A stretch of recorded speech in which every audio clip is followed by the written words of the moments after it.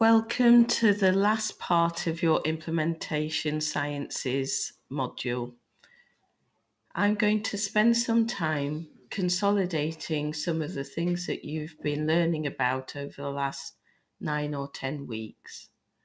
It's important to remember that implementation sciences is an emerging field, and we know that the discipline needs rigorous methodology to improve health and well-being, both locally and globally, through providing policymakers with the evidence base to inform their policies. And future public health leaders must understand how to deliver innovation and also interdisciplinary training. To be able to do this will surely reduce global health inequalities.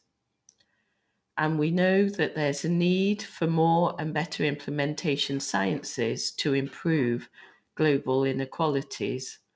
We know we have to do something, but we don't know all the time how to do it.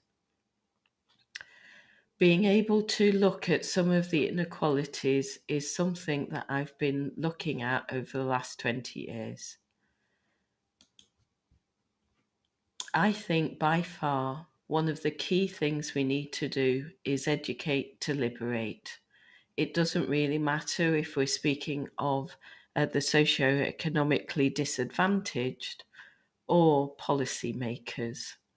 Being able to transfer vast amounts of information from thoroughly investigated subject areas through evidence-based practice into an implemented version of those data that is easily understandable by the audience is crucial.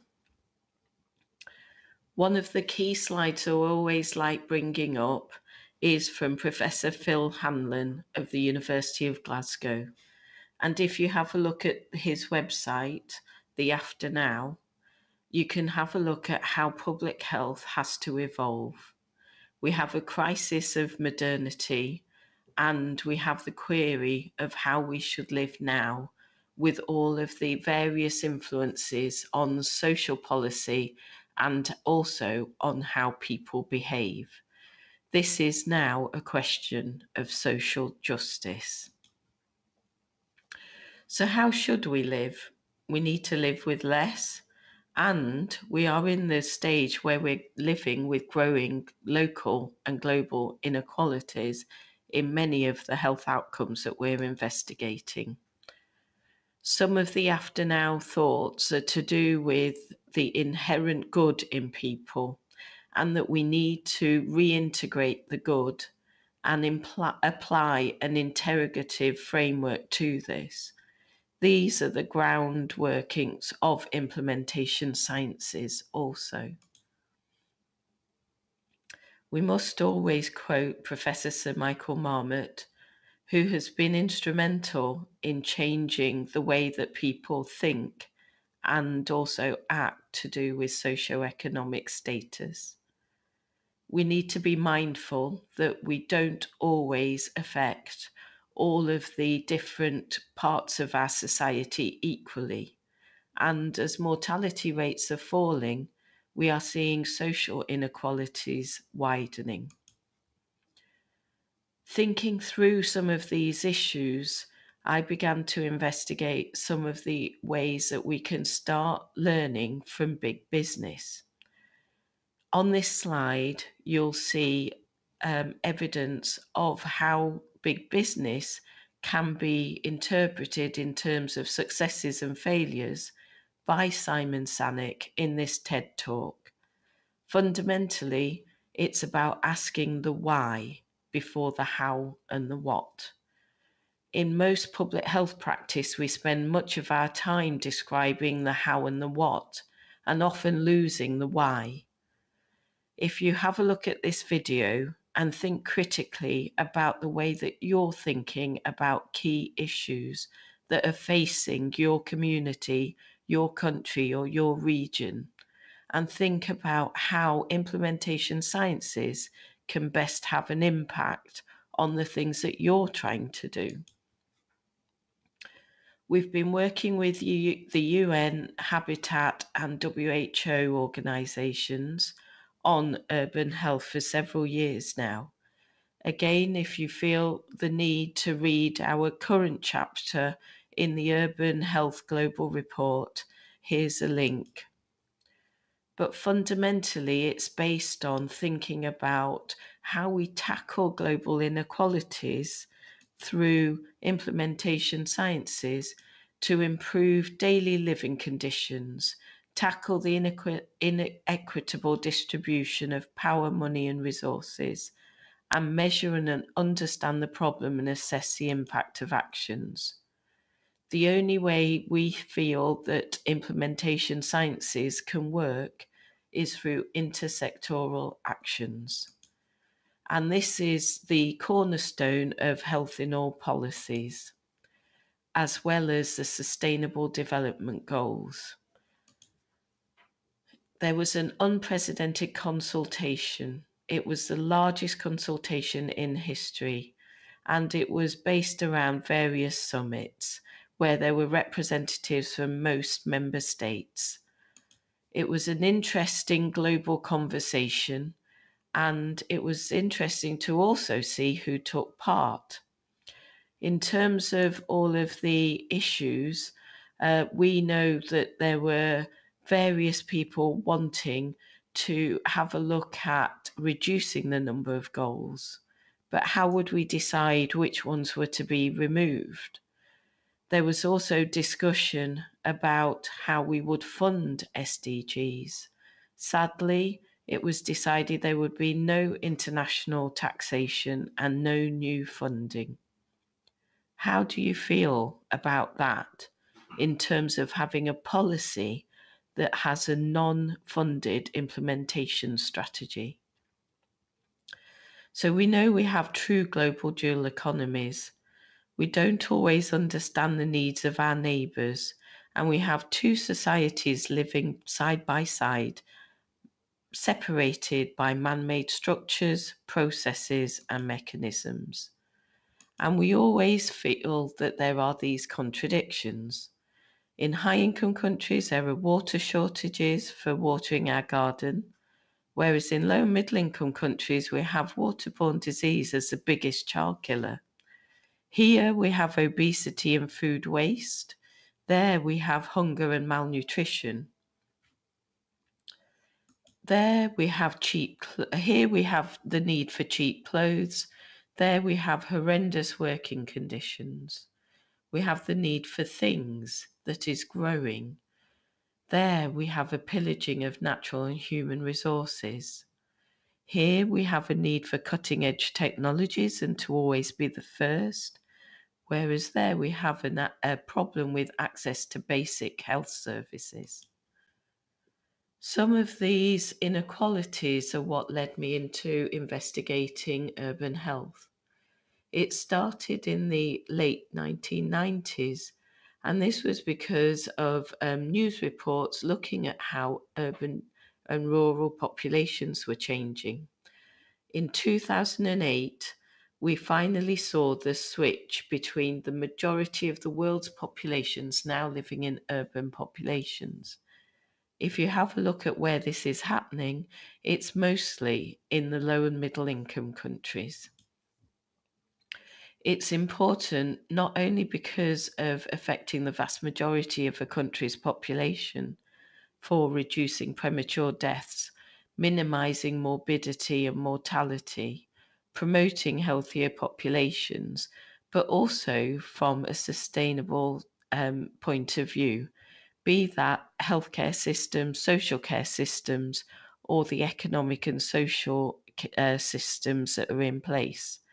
The focus needs to be prevention, and it needs to be based on implementing what the population needs. We know that the vulnerable poor are now living in urban areas. In 2011, the World Bank said that the urban poor were poorer than the rural poor.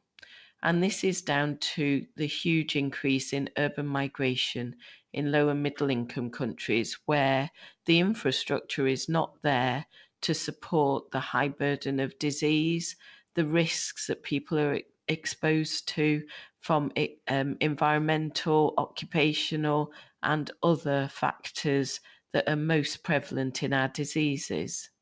There's a greater need but less access to healthcare. And we have the continual cycle of poverty causing ill health and continual poverty that can continue for generations. We know that the indirect costs of poor health cause a reduction in income and entering into debt, disability, and other issues to do with poverty. Jeffrey Rose in 1981 described the prevention paradox. This was to really state the issue that people who probably need the prevention strategies that we're speaking about don't always know that they need it. And this has led to us being described as being the nanny state.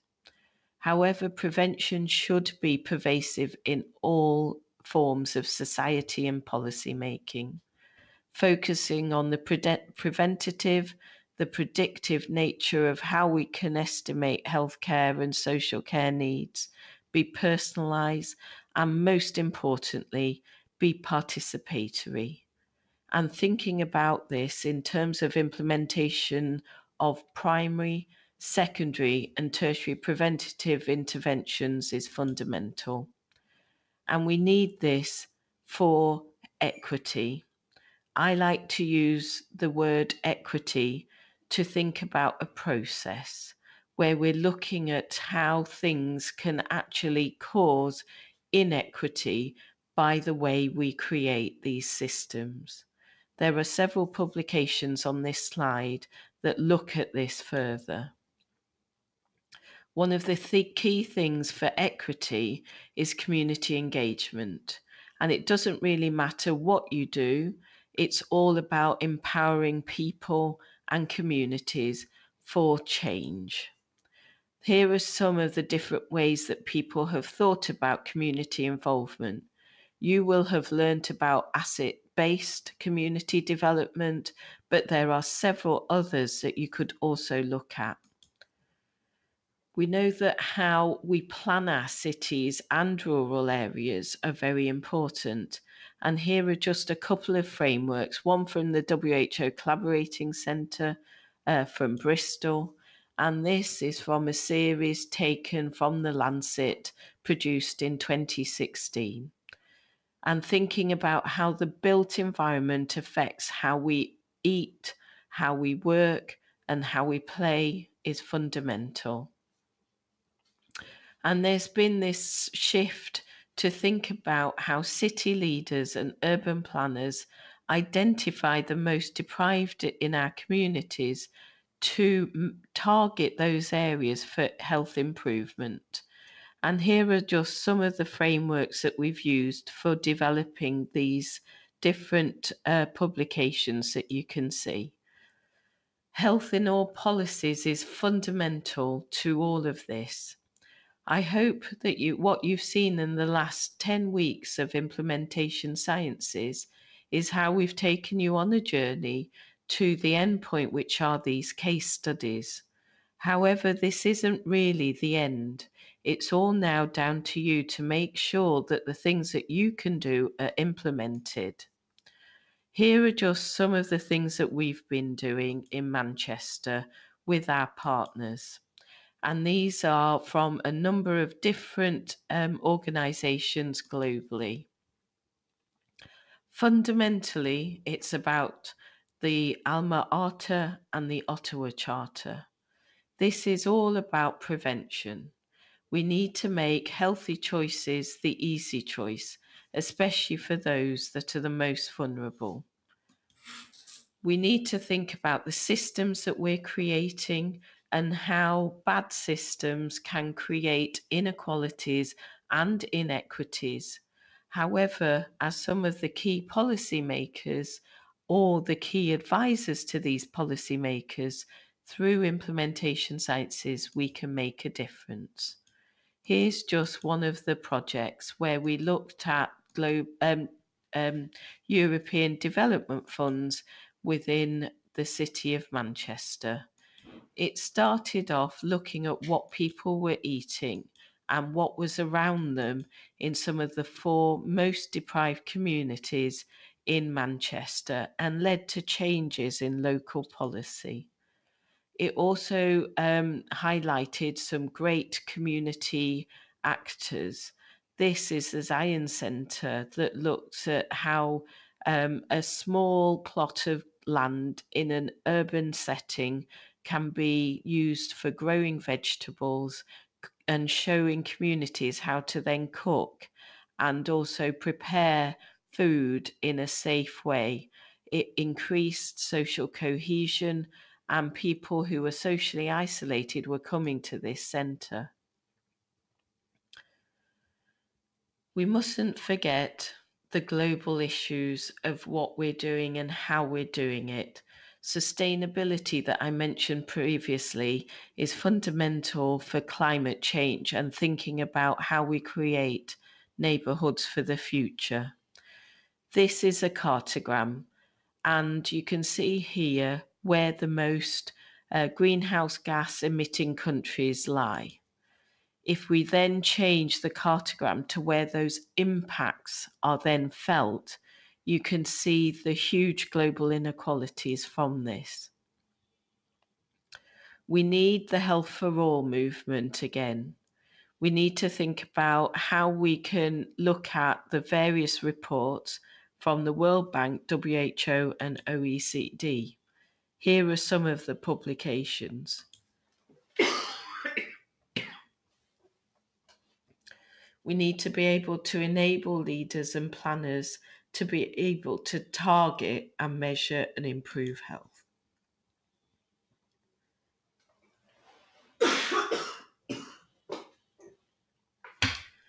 Think about what can you do.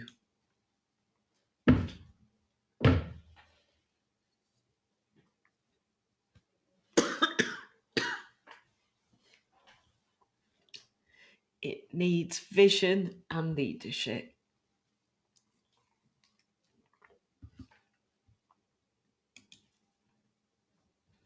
But we mustn't forget the individuals and think about personal, centered, coordinated care to be able to reduce health inequalities.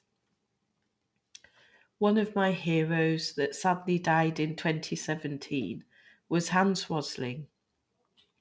He created Gapminder that was then copyrighted by Google.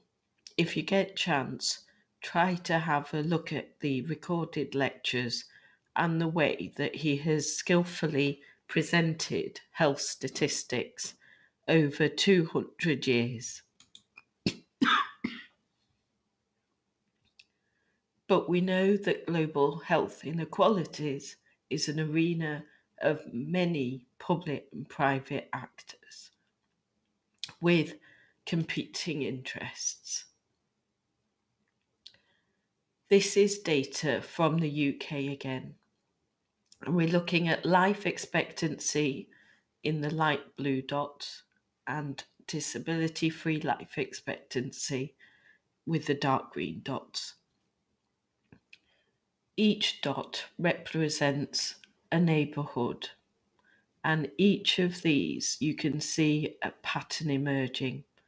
In the most deprived, we have large swathes of the population living prior to retirement age with a disability of some sort. This will often affect their ability to work and generate income for their families. We can also see those living in the least deprived communities are benefiting from good health way beyond retirement age and a significant amount of time post-retirement where they can enjoy a good quality of life. We know that inverse care applies. This is where the availability of medical care inversely is proportional to the need of the population it serves. So we set about trying to work out what goes on in terms of implementing this data. We know that there's vast amounts of data showing this, even from 200 years ago when we looked at some of the reports from the Victorian period. We know that there are lobbying but done through the concept of free will, and hence the accusation that we are creating a nanny state. But as Joseph Stiglitz said, we need to focus on areas where private investment doesn't go, such as poverty. What was frightening was to understand that nearly 90% of the global economy is run by these 10 companies. We also know how companies can reduce the impact of policies. If you get chance, please have a look at this BMJ article looking at the World Cup in Brazil.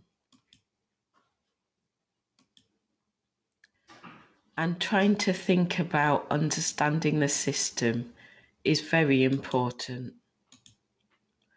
because we know that there has been very little improvement in mortality just down to medical care. Why is this? What's made the difference? It's down to the social determinants, and it doesn't matter which one you use. This is one specifically made for urban health. We are not living in isolation. There's also the WHO Global Action for the Prevention and Control of Non-Communicable Diseases.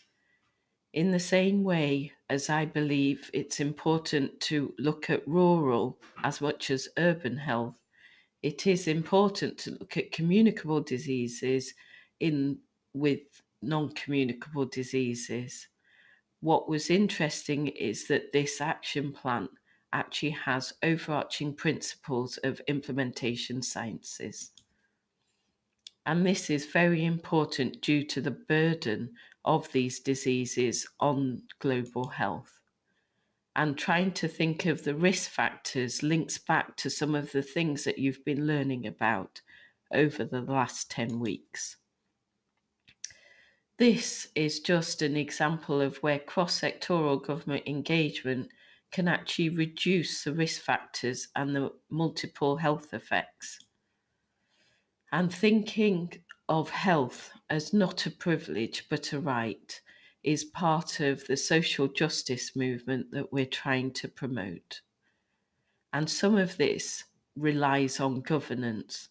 And this was why we set up the Implementation Sciences course, because we know that we need more training available so that people can access some of the key concepts behind implementation sciences to provide the government frameworks for producing high quality health, social, and other types of systems to add value, to maximize benefit and minimize waste.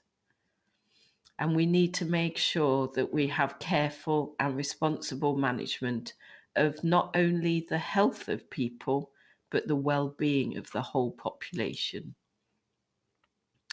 And thinking about how we do this is through good leadership, governance, frameworks, having a budget allocated, and thinking about operational programming. And here are just some more of the publications for this.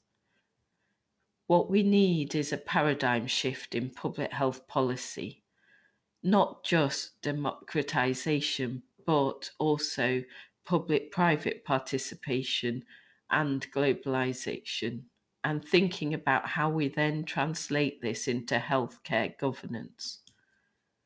We need to think from grassroots level, And that's why we've focused a lot of this work on community empowerment and engagement. So think about, what does it look to you to be a sign of good governance? And what should it look like? What values are you thinking of? What developments? How are you problem solving? How are you actively engaging? What's the evidence base? And think strategically all the time for reducing health inequalities. In Europe, we have the Health 2020 goals to try and tackle Europe's major disease burdens. And we developed, in relation with WHO Europe, some of those indicators. Here are some of the documents if you'd like to read it. Because basically, if it's not us, then who will make the difference? If it's not now, then when? Let's take back control.